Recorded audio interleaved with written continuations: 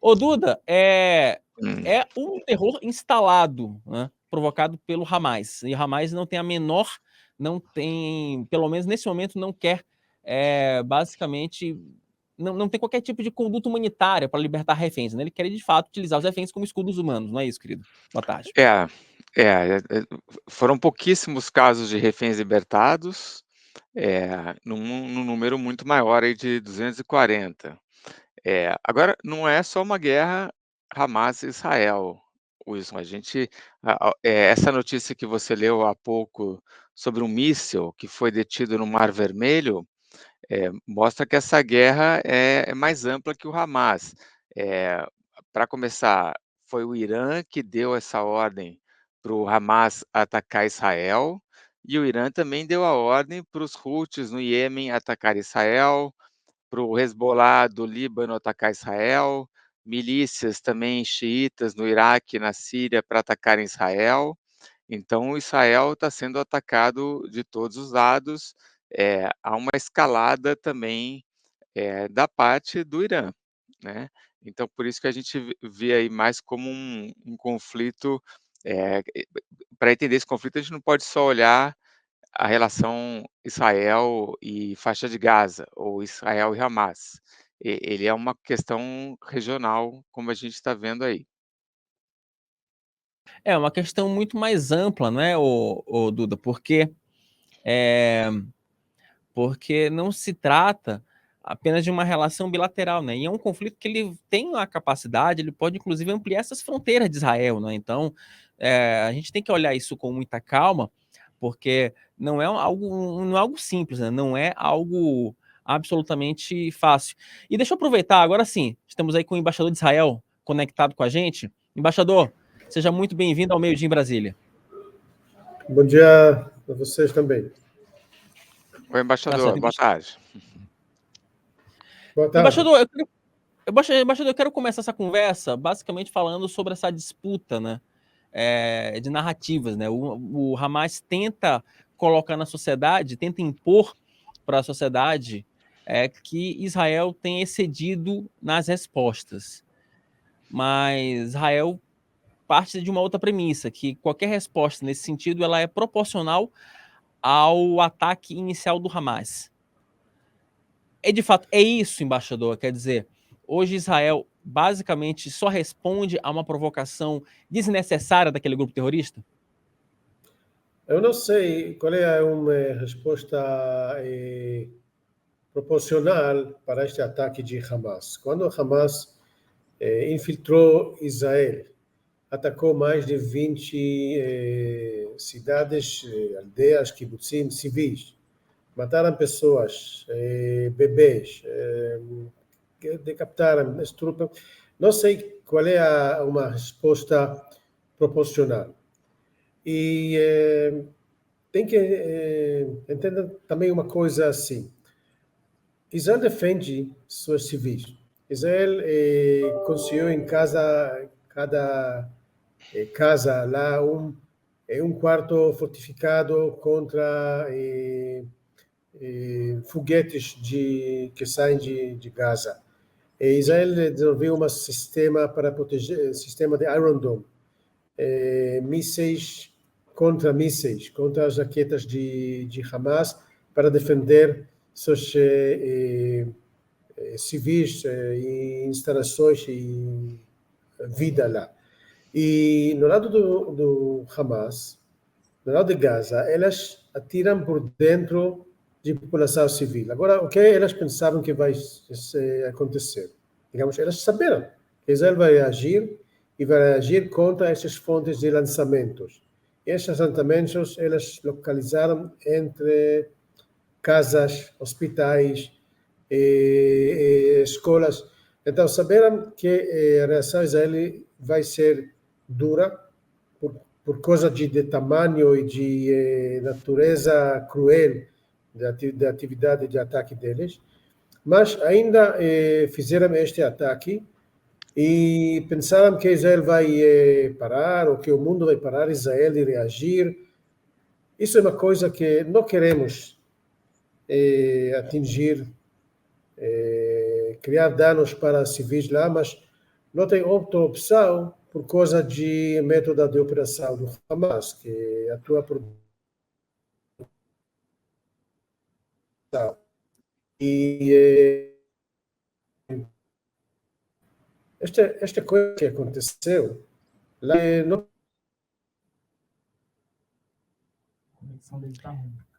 Embaixador, vamos ver se a gente consegue melhorar só um nenhum pouquinho a sua país conexão. pode dizer, ok, fizeram uma reagir com uma moção. Israel tem um exército e tem o direito e a necessidade de se defender. E isso é o que nós fazemos.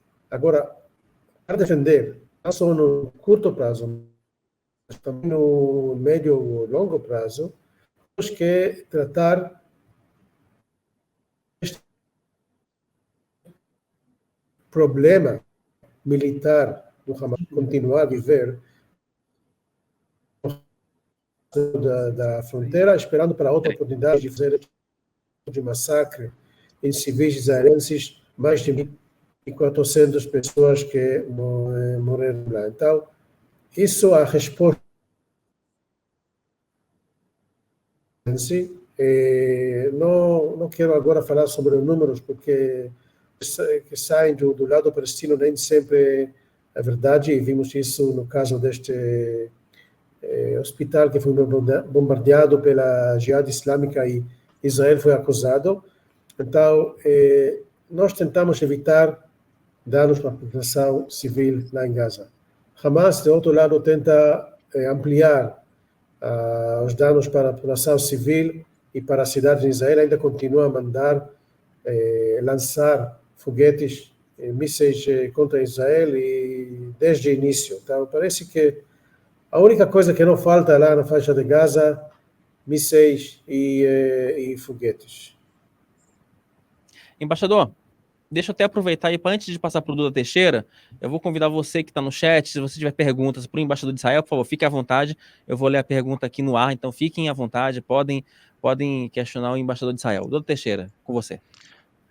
Embaixador, queria saber qual o papel que a ONU pode ter nessa crise, né? A gente tem lido aí várias notícias de reunião do Conselho de Segurança, da Assembleia Geral, resolução, mas do seu ponto de vista, o que a ONU poderia fazer no meio dessa guerra?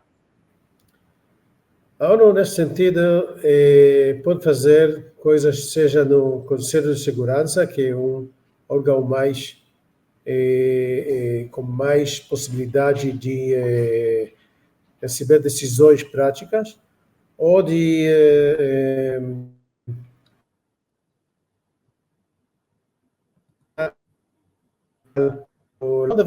o Conselho de Segurança, que hoje é outro dia de Brasil como presidente temporário, pode dizer que pode definir Hamas e prevenir a passar armas para ele, porque é um grupo terrorista.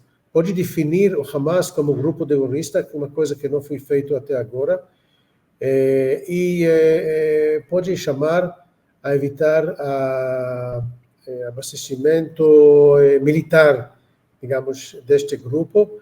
Isso pode mudar um pouco a visão e as relações entre o Hamas e outros países e outras entidades.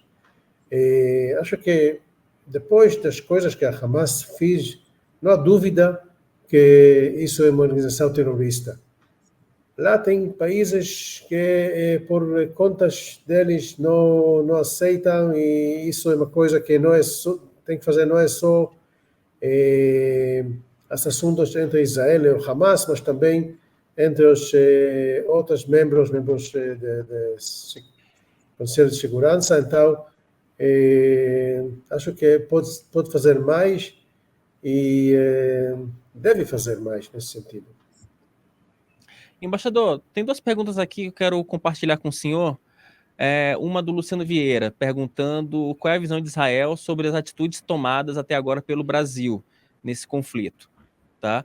E o segundo da Márcia Brunetti, o que Israel pode esperar do presidente Lula em relação a um eventual apoio do país? Nós mantemos relações, conversas abertas com o Itamaraty, com outras entidades do governo, e acho que o papel que o Brasil, nesse sentido, o presidente Lula pode ser útil, pode ser relevante nesse sentido, e tem que fazer com os reféns israelenses, que estão lá, tem cerca de 240 reféns israelenses sequestrados das casas deles, no dia 7 de outubro, já é mais de 3 semanas e meia, e ouvimos, eu sei que o presidente já falava com famílias dos sequestrados, e acredito que tem outras maneiras de ajudar em receber, em ajudar e liberá-los. Eles estão sequestrados, uma coisa contra a lei internacional, contra as leis de guerra, e Brasil, como um país que a lei é uma coisa importante aqui, pode tentar, e nós pedimos a ajuda deles nesse sentido. Duda Teixeira. Embaixador, o senhor comentou aí que a ONU não incluiu o Hamas como na lista de organizações terroristas. E aqui no Brasil, quando o governo brasileiro foi pressionado em relação a isso, a ter o Hamas como organização terrorista, a desculpa foi, olha, a gente segue a lista do Conselho de Segurança e lá o Hamas não aparece. O Brasil deveria ter uma lista de organizações terroristas e incluir o Hamas dentro dela? Cada país tem a força de definir o que ele pensa que pode ser definido como organização terrorista, e além de 3 que são definidos pela ONU, outros países já definiram. Então, Estados Unidos, União Europeia e outros. Então, a liberdade de decidir isso é uma coisa que não se limita. Qualquer governo deve receber qualquer definição por realidade, por as coisas que acontecem, de maneira que ela vê essas coisas, mas isso é uma coisa que temos diferença de opiniões entre os dois governos. Embaixador, tem um questionamento aqui da Kelly, que ela fala basicamente o seguinte: o acordo que Israel tem com a OTAN é suficiente para esse cenário de hoje, para você tentar aí dirimir, você tentar criar um ambiente pacífico, ou não é o suficiente? Eu não conheço um acordo de defesa entre Israel e a OTAN. Israel, em princípio, tem que se defender. Às vezes recebemos apoio de outros países amigáveis.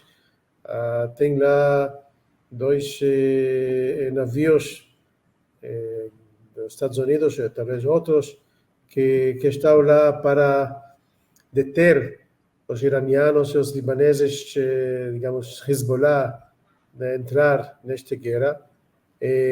Mas, basicamente, a defesa de Israel está baseada sobre as próprias forças de nós. Duda, com você. Embaixador, nós vimos ontem algumas cenas estarrecedoras de pessoas no Daguestão invadindo a pista de um aeroporto para tentar atacar israelenses que tinham chegado num voo. Existe o medo, a preocupação de que outros eventos como esse, quase que reeditando os pogroms, que esse tipo de coisa volte a acontecer? Está falando sobre o que aconteceu lá em Daguestão ontem? No Daguestão, sim. Também a gente também pode considerar como pogrom o que aconteceu em Israel, né? Mas existe também o medo de que isso pode acontecer em outros lugares do mundo? Quando tem uma guerra em Israel, vimos fenômenos de antissemitismo, até às vezes podem chegar para uma violência contra judeus ou israelenses.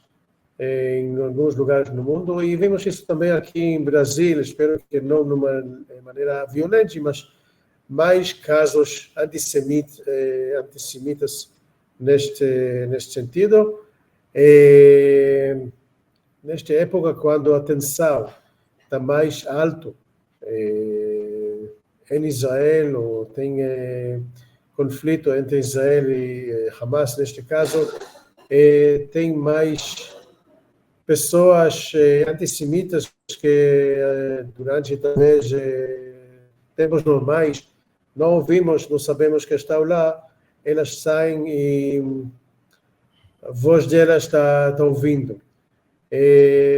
Espero que o governo brasileiro, o Ministério Público e outras entidades aqui possam enfrentar este tipo de fenômenos. E também no mundo, porque vimos lá em Daguestão, vimos numa certa um pouco diferente, mas em outros lugares do mundo, manifestações contra Israel e contra os judeus também. Espero que não vamos ver mais acontecimentos nesta natureza. Tá certo. Embaixador, eu quero te agradecer muito por essa entrevista. E se eu quiser dar uma última mensagem antes de encerrá-la, por favor, fique à vontade. Obrigado. Bem, é importante entender com quem temos que enfrentar aqui a Hamas, que é tipo de ISIS, e que está mantendo os reféns israelenses lá. Uma coisa mais importante para nós neste momento é tentar trazer estes reféns para casas deles ou para famílias deles, em caso que a casa não foi destruída e a família não foi assassinada pelo Hamas durante o ataque deles.